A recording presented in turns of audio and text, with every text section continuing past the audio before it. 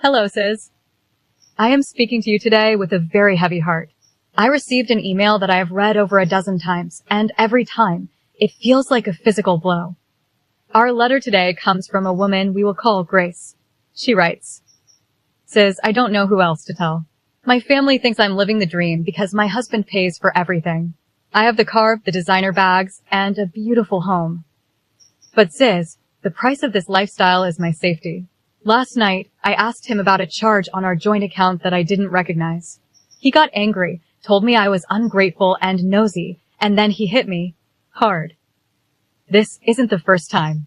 Whenever I try to stand up for myself, he reminds me that without him, I would be on the street.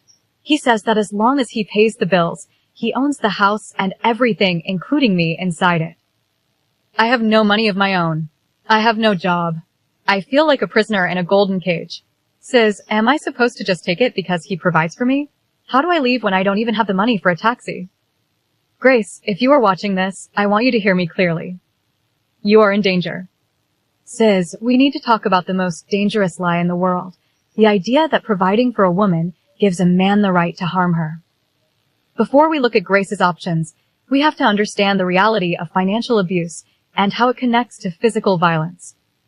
Research from the Allstate Foundation Purple Purse shows that financial abuse occurs in 99% of domestic violence cases. It is the #1 reason many women stay in or return to abusive relationships. This is not about paying the bills. It is about control. When someone prevents you from working, from earning, or from accessing money, they are not supporting you. They are limiting your ability to choose your own life. We also have to understand the power control dynamic identified by domestic abuse intervention programs.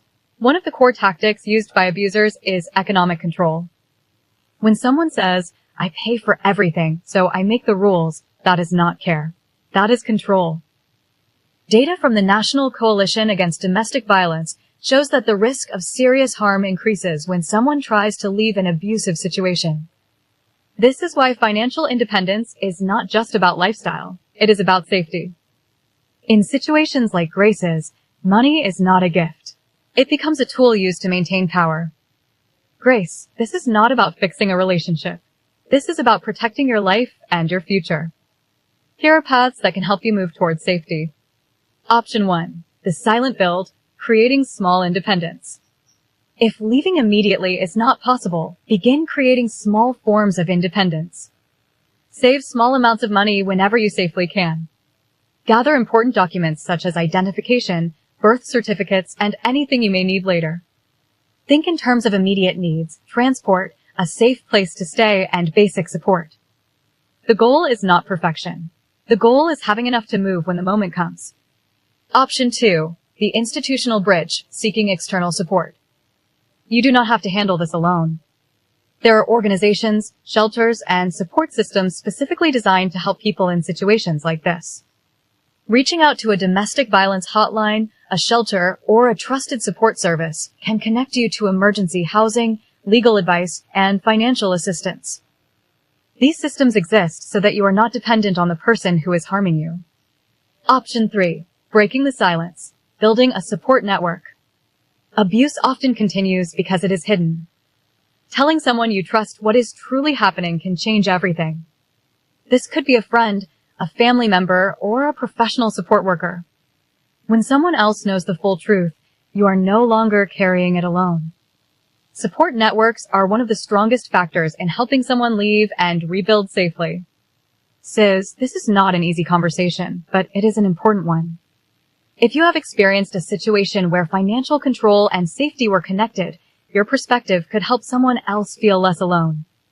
What helped you find your way to safety? If you are currently in a situation like this, please consider reaching out to a local support service or someone you trust. You deserve to be safe. If you want to share your story or speak privately, you can send it to sizcommunitystories@gmail.com. If this message reached you, share it with someone who may need it. And if you want to be part of a space that speaks honestly about real-life situations, subscribe. Your safety matters more than any lifestyle. Take care of yourself, stay aware, and protect your peace. I'll see you in the next one.